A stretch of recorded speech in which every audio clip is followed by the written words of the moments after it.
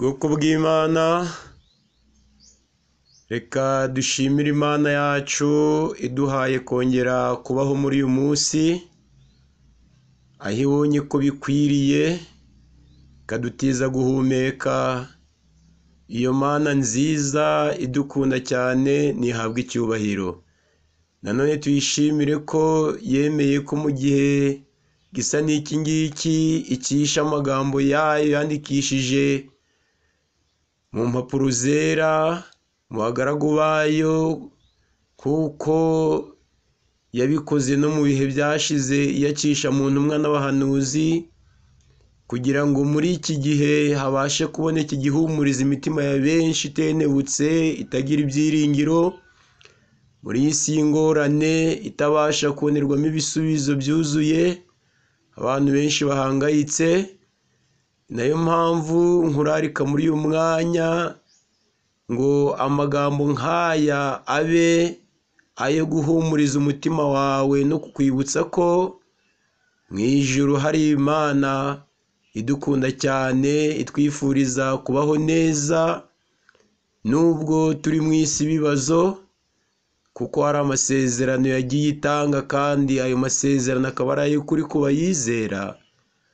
Imana Data wa twese ibigufashemo mu izina rya Yesu. Igihe Umukiza wasezeranywe yakoraga umurimo hano ku isi, ari kumwe n'itsinda ry'abigishwa yari yaratoranije, ko yari amaze imyaka 3 n'igice ari mu murimo wo gukiza, ari mu murimo wo guhumuriza, ari mu nshingano zo kubohora abari baboshwe, bari bafite ingoyi zibaboshe kandi zitabasha kubohoka batabohowe nawe. Igihe yasozaga iyi nshingano mu buryo bw'umubiri, niwe watanze isezerano, kandi isezerano ry'ukuri ridakuka, aho yabwiye iryo tsinda ry'abigishwa n'abandi bagombaga kuzigishwa n'aba bigishwa amagambo meza ahumuriza imitima yabo n'iy'abandi bagombaga kuzayumva, ndetse harimo natwe muri iki gihe, aho tugiye kwigana amagambo meza afite insanganyamatsiko ivuga ngo mbese aje yakumenya. Mbese aje yakumenya muvandimwe wanje? Mbese uwo ninde? Mbese uwo azaba aje gukora iki? Mbese uwo nguwo afite gaciro ki mu bugingo bwawe, mu bugingo bwanje?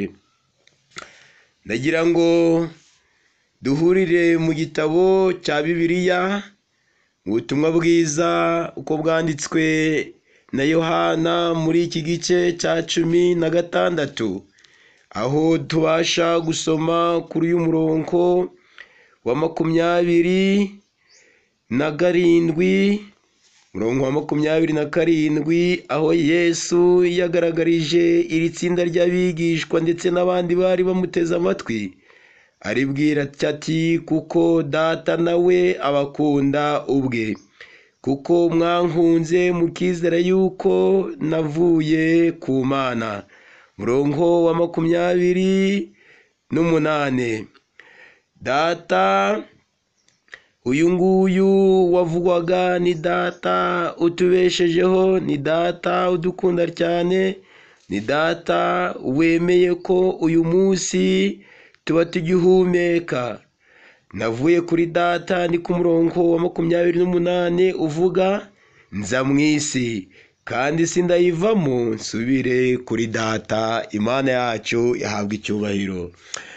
Yesu mwiza yararangije inshingano ze nk'uko nababwiye mu buryo bw'umubiri, ariko iyi nshingano yaragiye kuyisigira abigishwa n'abandi bose bazizezwa n'aba bigishwa kubw'ijambo rye, kuko Yesu igihe yasabiraga iri tsinda ry'abigishwa muri iki gice cya 17, aho yagaragaje uburyo yatumwe nawe agatuma abandi. Ku murongo wa 18, ubutumwa bwiza uko bwanditswe na Yohana igice cya 17. Uko wantumye mu isi nanjye niko nabatumye mu isi, kandi nanjye niyeza ku bwabo ngo nabo babe bereshejwe ukuri. Mbega amagambo meza! Sinsabira aba bonyine, ahubwo ndasabira n'abazanyizezwa n'ijambo ryabo, ngo nabo babe umwe nk'uko uri muri nje Data nanjye nkaba ndi muri wowe, ngo nabo babe umwe muri twe, ngo ab'isi bizere ko ari wowe wantumye. Imana yacu ihabwa icyubahiro. Mwene data, iri ni isezerano ririmo ibyiringiro. Isezerano ryagaragazaga yuko iri tsinda ry'abigishwa ryari ryarabonye ibihamya bigaragaza yuko uyu mwigisha yavuye ku Mana kubw'ibitangaza yakoze mu isi, kubwo kuba yaragaragaje imbaraga zirenze iza mwene muntu. Tekereza nawe, umunsi umwe Lazaro amaze iminsi 4 mu gituro yaratangiye no kunuka. Imbaraga yari muri uyu mwigisha yazuye Lazaro. Umunsi umwe agakobwa kwitwa Yayiro kari kapfuye. Imbaraga yari muri uyu mwigisha ibasha kongera kukazura. Mbega imbaraga itangaje! Yahumuye impumyi, yakijije abarwayi benshi bari bamaze igihe bafite uburwayi budakira, abaganga bari barananiwe. Uyu mwigisha yakoze ibitangaza birimo kugaburira abantu benshi, kandi abagaburiye akoresheje ifi itarenze 1 cyangwa 2 n'agakati kamwe. Uyu mwigisha ibye byagaragazaga yuko ari umwigisha wavuye ku Mana. Niyo mpamvu yagaragaje yuko abigishwa bari barabisobanukiwe, kandi ababwira ngo muzi ko navuye kwa Data kandi yuko ari wantumye, ariko ndasubira kwa Data. Iri sezerano yahaye abigishwa bavandimwe, ndagira ngo buri wese yongere aritekerezeho, mbese aje yakumenya. Musi umwe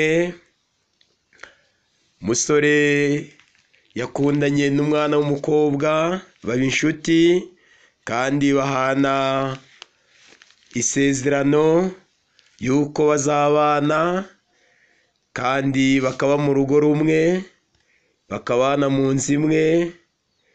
Igihe uyu musore yaragiye kujya mu mahanga ya kure, yahamagaye uyu mwana w'umukobwa aramubwira ati, inshuti yanje, ubu ndagira ngo nkubwire yuko nshaka kujya mu mahanga, ariko uzihangane uzantegereze, nzagaruka aho nzaba ndi hose, nubwo tuzaba tutari kumwe mu buryo bw'umubiri, ariko ntabwo nzigera nibagirwa yuko uri inshuti yanjye.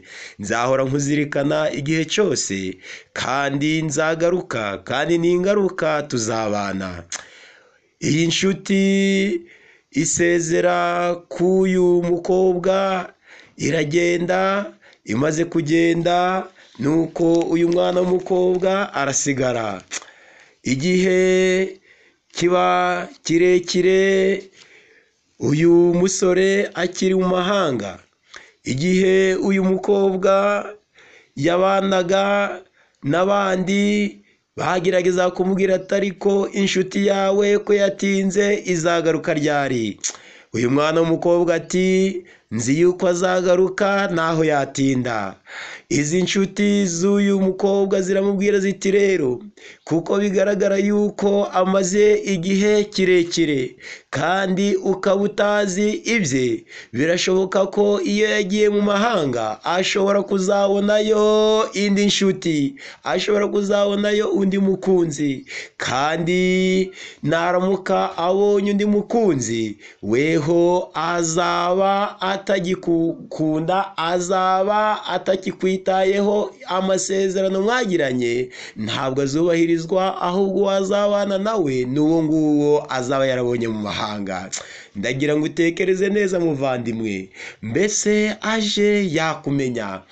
Uyu mwana w'umukobwa agirwa inama yo kuvuga yuko akwiye guhindura isura, akwiye nawe kwiyitaho, kugira ngo uyu musore wari mu mahanga naramuka aje, ubwo azaba hari undi yabonye ufite uburanga cyangwa se ufite isura itandukanye n'iyo yari azi kuri uyu yahaye isezerano, nasanga nawe yarahinduye isura, nasanga nawe hari ukundi kuntu abayeho mu buryo yamusize, azabashe kongera kumwishimira, bazabashe kubana, kuko nta yindi nzira yagombaga gushoboka atari iyo kuba yahindura uko yamusize ari. Mwana w'umukobwa iyi nama arayumva, arangije aragenda, inzara arahindura, imisatsi arahindura, isura arahindura, yewe n'imyambarire arahindura abavandimwe, ingendo arahindura, imibereho yo kurya arahindura. Njya nkunda kubona muri iyi minsi hari abadamu bamwe, yewe n'abagabo nsigaye mbabona, abasore nuko, inkumi nuko, bari bafite isura yabo yari isanzwe izwi na benshi, ariko wajya kubona ukabona isura yarahindutse. Yarahinduwe nuko hari uburyo yisize, hari uburyo asigaye yambara, hari uburyo asigaye agenda, hari uburyo asigaye avuga, ku buryo uwari umuzi amaze igihe kirekire atakimubona ashobora kumureba muvandimwe akamwitiranya n'uwo yari azi, ukabona uko yari amuzi byahindutse. Igihe uyu musore yavaga mu mahanga agarutse iwabo, birumvikana uwo yari ashyize ku mwanya w'imbere n'uwo yahaye amasezerano. Igihe uyu mwana w'umukobwa yamenyeshwaga yuko uyu mukunzi we agiye kugaruka, birumvikana yari azi itariki azaziraho, yari azi isaha azagerera ku kibuga cy'indege, yagiye kumusanganira. Igihe indege yamaraga kugwa ku kibuga, uyu musore yavuye mu ndege, uyu mwana w'umukobwa yari yashatse inshuti ze za zindi babanaga, harimo n'abandi kumuherekeza, birumvikana n'ababyeyi, kuko yari agiye kwakira inshuti ikomeye cyane kandi bazabana. Inshuti yamuhaye isezerano, kandi isezerano ryiza abavandimwe ryo kubana nawe. Igihe uyu musore yavaga mu ndege, yitegereje neza ngo arebe yuko mu baje kumusanganira harimo n'inshuti ye, kuko ayo makuru yari ayafite. Igihe yitegerezaga araranganya amaso muri benshi bari aho ngaho, ariko ikibabaje bavandimwe aburamo inshuti ye. Mbese utekereza ko iyi nshuti yari yagiye hehe? Uyu mwana w'umukobwa nawe yari ari aha ngaha, ariko kuko hari ubundi buryo yabayeho, hari indi myitwarire yari arimo, hari uburyo yari yarahinduye isura, uyu musore aramuyoberwa. Nuko uyu mwana w'umukobwa abonye umusore yamuyobewe, ari kuranganya amaso, aramusanga, aja kumuhobera. Undi ati oya, ndi gushaka inshuti yanjye, niyo nkwiye guhobera bwa mbere. Uyu mwana w'umukobwa ati ni njyewe kanaka, aramubwira. Uyu musore ati oya, ntabwo ari wowe, kuko inshuti yanjye ndayizi. Mbega ikibazo gikomeye cyane. Umwana w'umukobwa agerageza kwisobanura, ariko ntibyagomba gushoboka. Uyu musore nawe agerageza kuraranganya amaso, abura inshuti yahaye isezerano. Icyakurikiyeho uyu musore ni uko inshuti ye yayibuze, ariko mu bari aho ngaho bari baherekeje uyu mwana w'umukobwa nabo yari azi. Arangije yitegerezamo umwe muri bo, aravuga ati ibyo ari byo byose, nubwo inshuti yanjye nahaye isezerano nyibuze, muri aba ngaba hari uwo nzi, kandi nagiye nzi nkurikije isura namusiganye, hari uwo ndi kubona nkamumenya. Arangije afata umwe muri abo bakobwa we yabonaga yuko imico yamusiganye anari yayindi, isura anari yayindi, imyambarire anari yayindi. Arangije aba ari wahobera amubwira ngo ni wowe mpaye isezerano, ni wowe ubaye inshuti yanjye, niwe tuzabana. Kari agahinda muvandimwe kuri uyu mwana w'umukobwa wari warahawe isezerano. Ndagira ngo ubitekereze neza, mbese aje yakumenya. Yesu mwiza rero igihe yatangaga isezerano kandi arihereza inshuti ze za hano mu isi, ndavuga abigishwa be n'abandi bazizezwa n'abigishwa iri jambo nk'uko turisomye, Yesu yababwiye amagambo meza cyane muri iki gice cya 14, aho kuri uyu murongo wa 2 ndetse n'uwa 3 yababwiye ati ndagiye. Yesu agaragaza uburyo yaragiye gusubira kwa se. Mu rugo rwa data harimo amazu menshi, iyo abatari mbabwiye ko ngiye kubategurira ahanyu. Murongo wa 3, kandi ubwo ngiye kubategurira ahanyu nzagaruka mbajane iwanje, ngo aho ndi namwe muzabeyo, kandi ahonja inzira murayizi. Mbega isezerano ryiza, isezerano ryo kugenda kwa Yesu, isezerano ryo kugaruka k'uyu mukunzi wacu. Igihe yari kumwe n'abigishwa be, Yesu yagaragaje yuko nubwo agiye ariko yuko azagaruka. Ikibazo ni iki bavandimwe, mbese aje yakumenya?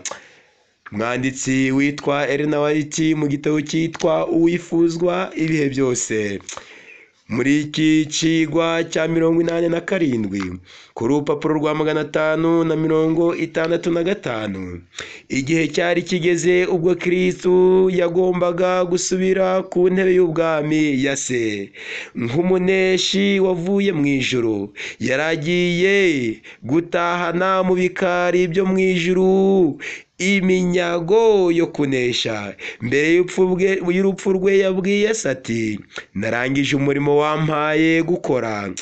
Amaze kuzuka yatinze igihe gito ku isi kugira ngo abigishwa be babashe kumenyerana nawe. Yambaye umubiri wazutse kandi wahawe ubwiza, ariko ubu bwo yaragiye kugenda. Yari amaze kwiyerekana ko ari umukiza muzima. Abigishwa be ntibari bakimubarira mu bapfuye, bamubonaga nk'uwahawe icyubahiro imbere y'isanzure ryo mu ijuru hose. Imana yacu ihabwa icyubahiro. Agiye rero kuzamurwa mu ijuru, Yesu yari kumwe n'abigishwa 11 berekeza ku musozi. Igihe banyuraga mu irembo ry'i Yerusalemu, abantu benshi barangariye iryo tsinda rito riyobowe n'uwo mu byumweru bike byari bishize abatware bari baraciriye urubanza bakamubamba. Abigishwa ntibari bazi ko ubwo bwari ubwa nyuma barimo baganira n'umwami wabo. Yesu yatindanye nabo, abaganiriza, abasubiriramo ibyo yari yarababwiye mbere. Uko begerezaga i Getsemani, yaracecetse kugira ngo babashe kwibuka amasomo yabigishije muri rya joro ry'umubabaro ukomeye. Mbega amagambo meza, mbega ibyiringiro, mbega isezerano ry'umwami wacu. Mwene data udutegeye amatwi uyu mwanya kandi wumva ikiganiro Imana yemeye ko gicishwa mu kanwa k'umugaragu wayo, iri sezerano ryatanzwe, ndagira ngo utekereze neza uyu munsi wa none. Bibaye ngombwa yuko uwaguhaye isezerano agaruka, niba yakumenya. Gitabo cyitwa Ibihamya, ni mu gice cyangwa se mu gihamya cya 2, ni ku rupapuro rw'128 hari amagambo agaragaza inzira ebyiri, aho benshi muri iyi minsi batabasha kunyura mu nzira babona yuko yabasha gutuma bazabasha kubana n'inshuti yabahaye amasezerano, ariko hakaboneka n'abandi cyangwa se n'irindi tsinda naryo ryihanganira gutinda kwatanze isezerano, ryihanganira amagorwa, ryihanganira imibabaro, ryihanganira ibihe riba ririmo, rigakomeza kwihanganira inzira zigoranye kugira ngo zabashe guhabwa isezerano ryahawe n'umukunzi wabo. Igihe uyu mwanditsi yandikaga yabonye abari bari mu nzira imwe. Iyi nzira yari inzira ndende kandi yari inzira ngari, kandi iyi nzira yari ifitwe n'abantu bamwe bavugaga yuko nabo bategereje uwabahaye isezerano, nk'uko uyu mwana w'umukobwa, uyu mwari yihindanije bikarangira umukunzi we atabashije kumumenya. Hari amagambo ari kutubwira ngo nabonye abantu benshi bagendaga muri iyi nzira ngari bari bafite aya magambo yanditsweho kuri yo ngo napfuye ko by'isi, iherezo rya byose riregereje. Nabo bavandimwe bari bategereje, ariko nyamara bari mu nzira ngari.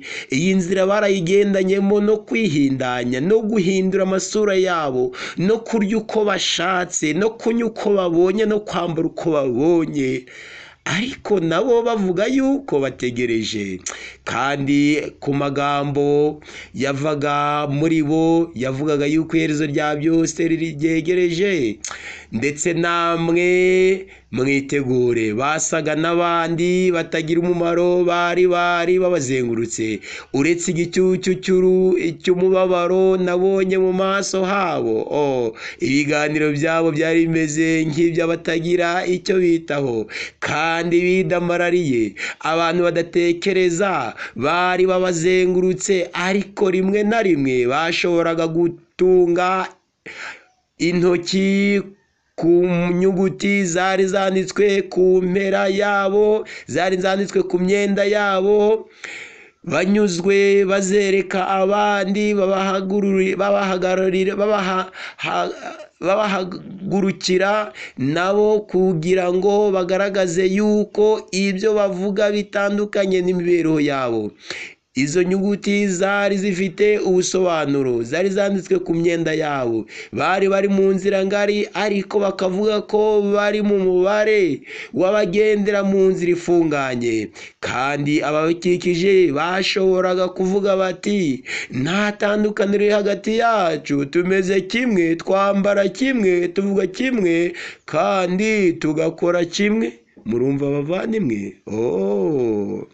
Nabonye ko benshi bavuga ko bizera ukuri ko muri iyi minsi y'imperuka, batekereza ko ari ikintu kidasanzwe kuba abana ba Isirayeli barivovose igihe bari mu rugendo, kandi bagatekereza ko nyuma y'imirimo itangaje Imana yabakoreye, bitangaje kubona uburyo babaye intashima batyo, ku buryo bibagiwe iby'Imana yabakoreye. Bavandimwe, mbega ngo bibagirwe isezerano, mbega ngo bibagirwe iby'Imana yabakoreye ubu bwoko bw'Abisirayeli. Ariko abantu benshi bavuga yuko ubu bwoko butibutse, nyamara iyo baba ngo ubu bwoko bari gukora ibirenze ibi, uyu munsi wa none se wowe iby'Imana yagukoreye bingana bite? Mbese urukundo rw'Imana urazirikana? Mbese ibyo ubamo bihesha Imana icyubahiro?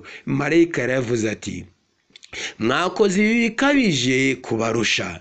Nabonye ko Imana yahaye abagaragu bayo ukuri kugaragara cyane kandi kumvikana cyane, ku buryo kudashobora gutsindwa.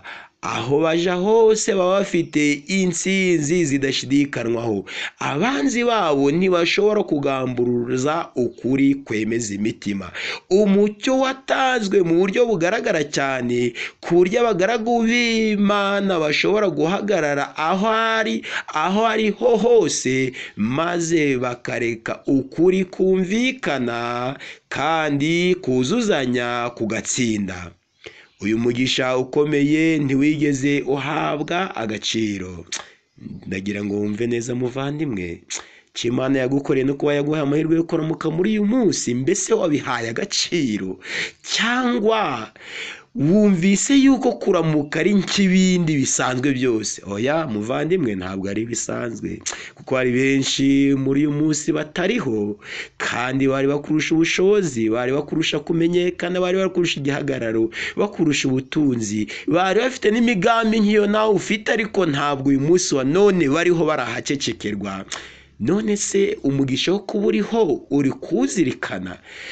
Benshi rero babibona nk'ibisanzwe, aho uyu mugisha bataha agaciro. Uyu mugisha ukomeye ntiwigeze uhabwa agaciro cyangwa ngo abantu bawubone. Iyo hari ikigeragezo kije, bamwe batangira gusubiza amaso inyuma maze bagatekereza ko bafite igihe kibakomereye. Bamwe akaba ari batangira gutekereza ku Mana kuko bahuye n'impanuka, kuko barwaje, kuko hari igihombo bahuye nacyo, bagatangira kuvuga yuko ari bwo Imana ibaho, yuko ari bwo Imana yabahaye umugisha, kandi mu buzima busanzwe ibintu babifataga nk'ibisanzwe. Iri tsinda rya kabiri ritandukanye n'iri tsinda. Abagendaga muri iyi nzira ifunganye, abo bari kuganira ku byishimo n'umunezero bazagira ku iherezo ry'urugendo rwayo. Imana yacu yabwa icyubahiro. Inshuro nyinshi mu maso habo habaga hababaye, nyamara kenshi hakamurika ibyishimo byera. Ntibambaraga nk'itsinda rigenda mu nzira ngari. Nta nubwo bavugaga nkaryo cyangwa ngo bakore nkaryo. Bahawe icyitegererezo bakurikiza umunyamibabaro wamenyereye intimba. Niwe wabafunguriye iyo nzira, kandi nawe ubwo yanyuzemo, uwo ni Yesu umwami wacu. Imana yacu ihabwa icyubahiro. Mbega amagambo meza! Abamukurikiye bose babonaho babonyeho ibirenge bye byakandagiye, maze bakumva bahumurijwe kandi batewe ubutwari. Mbega amagambo meza! Iyi nzira yayitambutsemo amahoro, bityo nabo bashoboraga kuyinyuramo batyo, kandi baramutse bageze ikirenge mu cye. Muvandimwe wanjye uteze amatwi muri uyu mwanya, ndagira ngo utekereze neza. Mbese aje yakumenya, aje yasanga uko yagusize ari kumeze. Igihe nasomaga ibijyanye n'iki gitekerezo cyarantangaje cyane. Iki gitekerezo nicyo cyatumye ntekereza ku bijyanye n'uburyo bamwe banamba abandi bakadohoka, n'uburyo bamwe bagerageza kwihanganira imiruho n'imibabaro abandi bakadohoka, nyamara igihe cyari kiri bugufiya. Isezerano ry'umwami wacu rivuga ngo ndagiye ariko nzagaruka. Mwami Imana ntitinza isezerano. Iri somo turaza kurisoma tunarisorezaho, ariko ndagira ngo wumve iki gitekerezo. Mugabo umwe wari utunze inyamaswa yitwa imbwa mu rugi we babana, ayigaburira. Iyi nyamaswa imenyera uyu mugabo sebuja kandi ayibera inshuti. Nubwo yari sebuja, iba inshuti ye cyane, iramukunda kuko uyu mugabo nawe yayikundaga. Igihe kimwe uyu mugabo ahura n'ingorane z'uburwayi nk'uko n'abandi bahura nazo. Uyu mugabo ararwara, igihe yabaga aryamye ku gitanda bamuryamishije, iyi mbwa yazaga kuryama iruhande rwe, igakora ibimenyetso byo kumushimisha, imuganiriza mu buryo bwayo, itavuga ariko itanga amasinye cyangwa se igaragaza ibimenyetso by'uko iri kumwe nawe kandi yuko imurwaje. Muvandimwe, igihe kiragera uyu mugabo avamo umwuka, iyi mbwa ibona yuko uyu mugabo atagihumeka, kandi muri uru rugo abatabara baraza ari benshi. Igihe umurambo bawushyiraga aho bakwiye kuwushyira, ndavuga mu isanduku, iyi mbwa yari muri uru rugo ireba uburyo hari imbaga y'abantu benshi yaje muri uru rugo, kandi iyi mbwa ntabwo yari yishimye kuko yabonaga uwari sebuja atakiriho. Ibi nabyo yarabibonaga kuko ntabwo yari ikimubona, kandi yari izi ko yari amaze igihe atava ahari.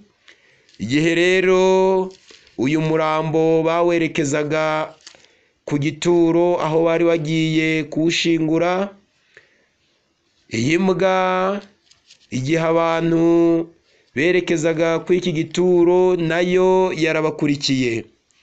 Igihe yabakurikiraga rero, iyi mbwa yabaye aho bari gushingura, ndetse umuhango wo gushingura urarangira. Ariko igihe uyu muhango warangiraga, iyi mbwa babonye idashaka kuva kuri iki gituro. Abantu barataha, bene urugo bari basigaye bagerageza guhamagara iyi mbwa iranga, yewe bagerageza no gukoresha ingufu ngo ihave, iyi mbwa ntiyabyemera. Ariko babonye nta kundi babigenza, barayihora bati ibyo ari byose iraza kuhikura. Ndagira ngo nkubwire yuko umuvandimwe, iyi mbwa itigeze ihava, yarahabaye ndetse hamara igihe kitari gitoya itajya gushaka ibyo kurya, imvura yihanyagirira, izuba rihiyicira, iryamye kuri iki gituro aho yabonye bashize sebuja wari inshuti yayo, kugeza ubwo iyi mbwa nayo basanze yaguye kuri iki gituro. Ndagira ngo utekereze neza ibijyanye n'iyi mbwa yanambye kuri shebuja wari utakiriho, kandi nta byiringiro yari ifite by'uko sebuja aho bamushize agomba kuhaba, akaba yaza akongera akabana nayo. Ariko iyi mbwa ikomeza kunamba kugeza ubwo nayo yahaguye. Mbese wowe wahawe isezerano ukaba urizi rivuga ngo ndagiye ariko nzagaruka, mbese utekereza ko uwatanze isezerano kandi isezerano ridakuka mbese atari uwo kwizerwa? Iyi mbwa niba yaragiriye sebuja icyizere, kandi uyu sebuja atabasha kongera kugaruka, ukwiye kugira icyizere kingana gite? Igihe Yesu rero yazamukaga ajyanwe mu ijuru, mu gitabo cy'ibyakozwe n'intumwa muri Bibiliya hari isezerano ryahawe abari bari kumwe nawe, ndavuga abigishwa ba Yesu. Abigishwa ba Yesu ubwo bari batumbiriye babona Yesu abakuwemo, amaso yabo akomeza kuraranganya kugira ngo arebe koko umwami wabo ahagiye. Igihe Yesu igicu cyamaraga kumubakingiriza, habonetse abamarayika bishushanyije mu buryo bwo kugaragaza imvugo ya kimuntu, kugira ngo abantu babashe kumva neza iyi mvugo, kuko ntibavuze nk'abamarayika ahubwo bavuze nk'abantu, kugira ngo babashe kumvikanisha imvugo yabo. Mbese bumvikanishije imvugo yabo mu buhe buryo? Imvugo bumvikanishije ni uko igihe aba bagabo bari bahagaze batumbiriye ku murongo wa 10 mu gice cya mbere igitabo cy'ibyakozwe n'intumwa, bakiraramye batumbiriye mu ijuru akigenda, abagabo babiri barababonekera bahagaze iruhande rwabo bambaye imyenda yera. Barababaza bati, yemwe bagabo b'i Galilaya, ni iki gitumye muhagaze mureba mu ijuru? Yesu bakuwemo akazamurwa mu ijuru, azaza atyo nk'uko mumubonye ava mu ijuru. Imana yacu ihabwa icyubahiro. Yesu bakuwemo akazamurwa mu ijuru, azaza atyo nk'uko mumubonye aja mu ijuru. Mbega isezerano ryiza! Abagabo rero cyangwa se iri tsinda ry'abigishwa rimaze kubwirwa amagambo nk'aya ngaya y'ihumure, mbega umunezero wo kongera kugira ibyiringiro by'uko sebuja wabahaye isezerano y'uko azagaruka, y'uko bongeye guhamya igihamya cy'uko azagaruka akabajyana ngo aho ari nabo bazabiyo. Mwene data, Imana yacu ntitinda isezerano. Yesu watanze isezerano ntaritinza, ahubwo atwihanganira, adashaka yuko twazabura ibyasezeranijwe ari njyewe nawe.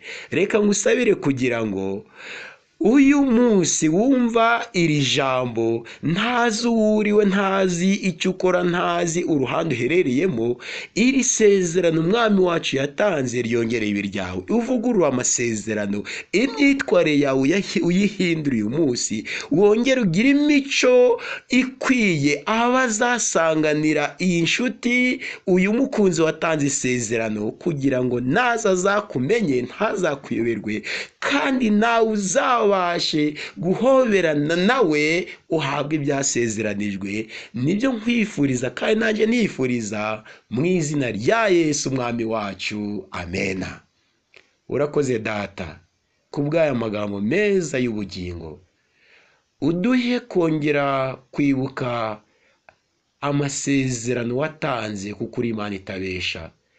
Uduhe ku mpano ya Mwuka Wera ngo tuvugurure imibereho yacu, tubashe kugenda nk'uko ushaka, ngo abatubona batubonemo kugirana nawe isano, kandi bidutere no kugira ibyiringiro muri twebwe byo kuzabana nawe ubwo uzaba ugarutse. Abana bumvishira ijambo, Mwuka mumurikira intekerezo zabo, kandi yongera batere kuvugurura amasezerano bafitanye nawe, kugira ngo nuhishurwa ku bicu uzabaho ubugingo buhoraho. Mu izina rya Yesu umwami wacu, amena.